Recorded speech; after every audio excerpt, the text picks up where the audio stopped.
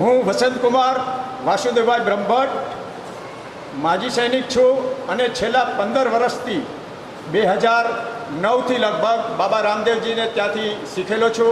ત્યાર પછી Shri Ravishankarji MS university Baroda અને જે ION છે દિલ્હી તેમની પણ મેં સર્ટિફિકેટ વગેરે યોગની શિક્ષા લીધી છે।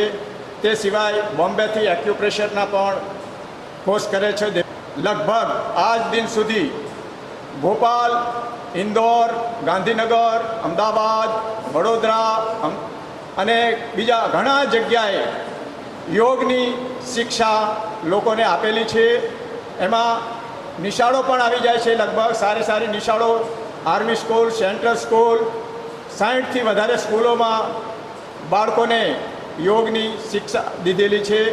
તદુપરાંત લગભગ આજ સુધી મેં શિબિરો માધ્યમથી 25,000 લોકોને યોગ શીખવાડેલો છે અને ઘણા એવા શિક્ષકોને પણ તૈયાર કર્યા છે। વડોદરામાં ઘણા મારા શિક્ષકો છે જે તૈયાર કરેલા આજે યોગ કોચ બની ગયા છે।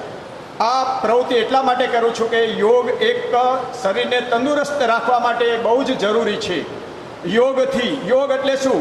યોગ એટલે શરીર અને મનનું મિલન અને મન અને આત્માનું મિલન અને આત્મા અને પરમાત્માનું મિલન, એને યોગ કહેવામાં આવે છે।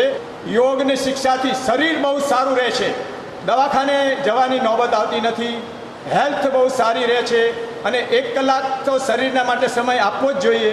જો 1 કલાક શરીર માટે સમય ન આપે તો લોકો બીમાર થઈ જશે અને યોગ કરશે એ બીમાર નહીં થાય। જે સંગીત સાથે ક્લાસ ચલાવવાથી બહુ જ લોકોની રોગ પ્રતિકારક શક્તિ વધે છે અને ક્લેપિંગ પણ કરાવીએ છીએ, હાસ્યાસન કરાવીએ છીએ તો લોકોને બહુ જ આનંદ થાય છે। તો યોગ ઘરે ઘરે પહોંચાડવાનો જે સંકલ્પ છે નરેન્દ્ર મોદી સાહેબનો, તે સંકલ્પ આપણે પૂરો કરવો જોઈએ અને આપણું શરીર સ્વસ્થ નહીં હોય તો બધું જ નકામું છે। એટલે શરીર માધ્યમ ખલું સાધનમ, એટલે શરીર જ સારું પહેલાં આપણે કરવું જોઈએ। 6-7 મહિના પહેલાં એક યોગ શિબિર વસંત સરે શરૂ કરી હતી અને તેમાં બહેનો માટે નિઃશુલ્ક અહીંયા લગભગ 1.25 કલાક જેટલા સમય માટે યોગ ક્લાસ ચલાવવામાં આવે છે। યોગ એટલે યોગને 8 વિભાગમાં વહેંચવામાં આવે છે: યમ, નિયમ, આસન, પ્રાણાયામ, પ્રત્યાહાર, ધ્યાન, ધારણા અને સમાધિ।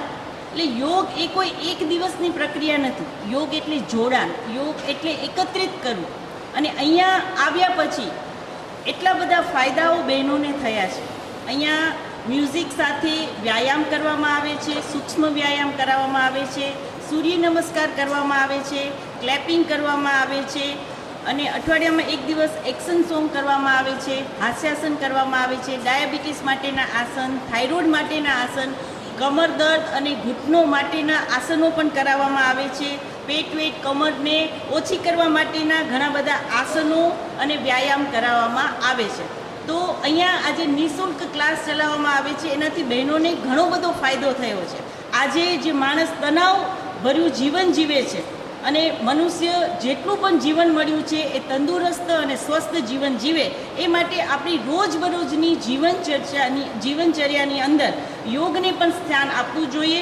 તો આપણે કુદરત અને ઈશ્વરની સાથે અનુભૂતિ કરી શકીએ, તંદુરસ્ત જીવન જીવી શકીએ, મુક્ત મને જીવન જીવી શકીએ અને સમાજની પણ સેવા કરી શકીએ। 6-7 મહિનાથી અમને જે ટ્રેનિંગ આપી છે યોગની, અમને બહુ શરૂઆતમાં કોઈને કાંઈ જ આવડતું નહોતું। કેવી રીતના યોગ શું કહેવાય, કેવી રીતના આસન શું છે, કેવી રીતના બેસવાનું, કેવી રીતના ઉઠવાનું, પાણી કેવી રીતે પીવું, પડખું ફરીને કેવી રીતના ઊભા થવું, દરેક જાતની ટ્રેનિંગ વસંતભાઈ અમને અહીંયા આપી છે। અમે બધી બહેનો તૈયાર થઈ ગઈ છીએ કે અમે સ્કૂલમાં કે ઘરમાં પોતાની જાતે અહીંયા ક્યારેય રજા હોય તો અથવા તો જાતે બધી બહેનો ગ્રુપ બનાવીને પણ સરસ મજાના યોગ કરી શકે છે અને દરેકનું સ્વાસ્થ્ય